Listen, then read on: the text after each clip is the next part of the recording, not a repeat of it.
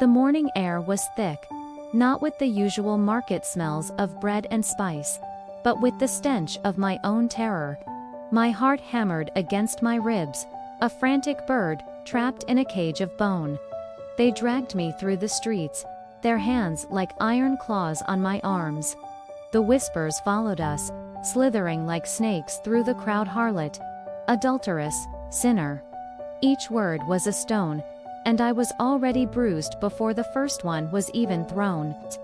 My shame was a heavy cloak, my disheveled hair a veil that couldn't hide the tears streaming down my face.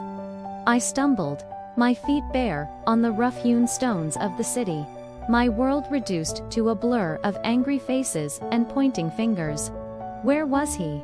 The man who had shared my bed, my secret, gone, vanished into the shadows, leaving me to face the judgment alone. That was the way of it, I knew. A woman's shame was a public spectacle. A man's was a private whisper. They were the scribes and the Pharisees, men who wore their righteousness like polished armor. Their faces were masks of piety, but their eyes held a glint of cruel satisfaction. They weren't just bringing a sinner to justice. They were setting a trap, and I was the bait. They shoved me into the courtyard of the temple, the sacred ground, now a theater for my humiliation. The morning sun felt like a spotlight, exposing every flaw, every sin. And there he was. Jesus. He was sitting, teaching a crowd that had gathered to hear his words. A sudden hush fell as my accusers threw me down at his feet.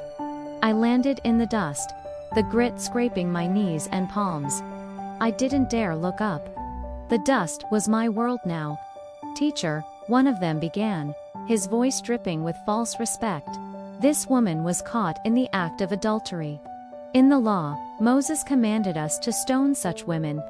Now, what do you say? The silence that followed was deafening. It stretched and strained, heavy with anticipation.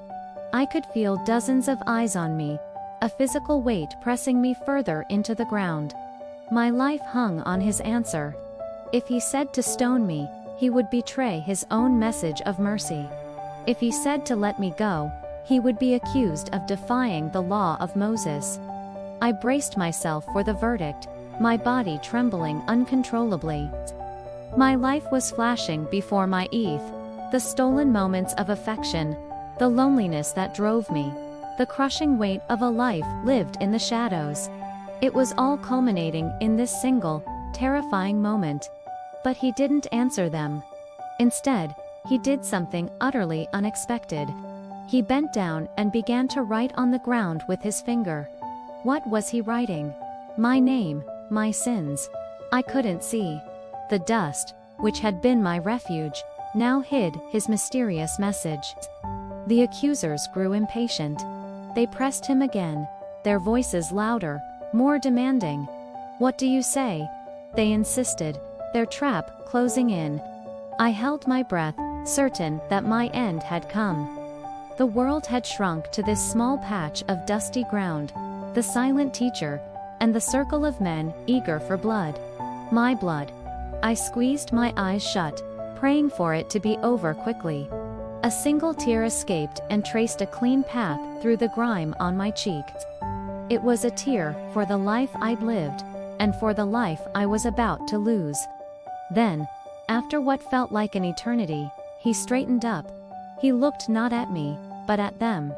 He looked into the eyes of each man, one by one. His gaze wasn't angry or judgmental.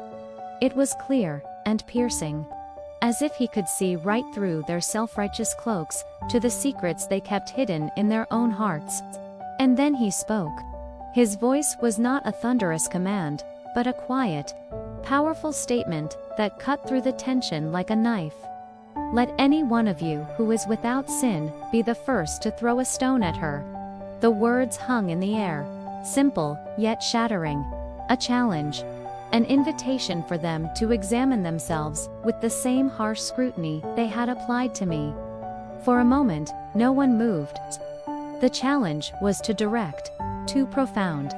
It turned their own weapon back on them. Then, He stooped down again and continued writing in the dust. The silence returned, but this time, it was different. It was no longer the silence of suspense, but the silence of conviction. Slowly, I heard a shuffle of feet. A soft thud as a stone, held tight in a fist, was dropped to the ground. I risked a glance from beneath my tangled hair. The oldest of the group, a man with a long gray beard and eyes that had seen decades of life, turned and walked away. His shoulders were slumped. He was followed by another, and then another. The men who had been so bold, so certain in their condemnation, now seemed to shrink. They couldn't meet his gaze. They couldn't meet their own. They departed one by one, from the oldest to the youngest, until the courtyard was empty, save for the two of us. The sound of their departing sandals was the sweetest music I had ever heard. The heavy cloak of accusation lifted from my shoulders, and for the first time that day, I took a full breath. It felt like breathing for the very first time. I was still on the ground, still covered in dust, but I was no longer a spectacle. I was no longer a piece of bait in a trap. I was just a woman. He stood up and finally looked at me. His eyes were not filled with pity, but with a deep, knowing kindness. "Woman," he asked gently, "where are they? Has no one condemned you?" My voice was a hoarse whisper, cracked with relief and disbelief. "No one, sir," I managed to say, shaking my head. I pushed myself up, slowly getting to my feet, my eyes never leaving his face. I was waiting for his judgment, the final verdict. He was without sin. He had every right to pick up the first stone. Instead, he gave me a gift more precious than life itself. He gave me a new beginning. "Then neither do I condemn you," he said. The words washed over me, a cleansing wave, washing away the shame, the fear, the years of filth. He wasn't just letting me off the hook. He was wiping the slate clean. He was seeing not the adulteress, but the person I could become. "Go now," he said, his voice firm but full of grace, "and leave your life of sin." I walked away from the temple that day, but I was not the same woman who had been dragged there. I felt light, as if a physical burden had been lifted from my soul. The sun on my skin felt warm and welcoming, not like a harsh spotlight. The sounds of the city were no longer a judgmental roar, but a symphony of life. A life I now had a chance to live differently. His words, "Neither do I condemn you," echoed in my heart.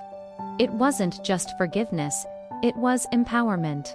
It was a declaration that my past did not have to define my future. He didn't ask about the details. He didn't demand a penance. He simply offered mercy and a path forward. That encounter redefined everything for me. Love wasn't what I had thought it was. And mercy. Mercy was a man writing in the dust, standing between a broken woman and a volley of stones, and offering a future to someone who thought they had none. I went on my way, and from that day forward, I chose to live a life worthy of the grace I was given. A life not of sin, but of gratitude. A life forever changed by a love that refuses to condemn.